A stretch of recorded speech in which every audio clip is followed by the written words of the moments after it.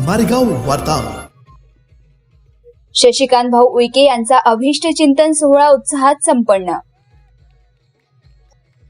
समाजसेवक तंटामुक्ती अध्यक्ष तथा गोंडवाना संग्राम परिषद मारेगाव तालुका अध्यक्ष, समाजसेवक तंटामुक्ती अध्यक्ष तथा गोंडवाना संग्राम परिषद मारेगाव तालुका अध्यक्ष शशिकांत भाऊ उईके यांचा अभिष्ट चिंतन सोहळा मारेगाव तालुक्यात अत्यंत उत्साहपूर्ण व भक्तिमय वातावरणात संपन्न झाला।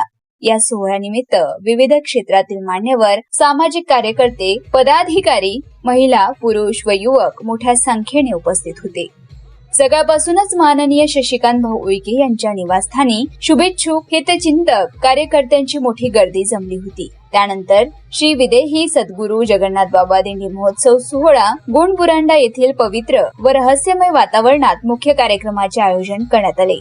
दीप प्रज्वलन व ईशस्तवनाने कार्यक्रमाची सुरुवात झाली। यावेळी श्री गजानन पेंदाम, श्री रामकिसन पावडे व श्री राजू खोके यांच्या हस्ते शशिकांत भाऊ उईके यांचा शाल, श्रीफळ व सन्मान चिन्ह देऊन भव्य सत्कार करण्यात आला। उपस्थित मान्यवरांनी त्यांच्या सामाजिक, शैक्षणिक व तंटामुक्ती संदर्भातील कार्याचा गौरव केला।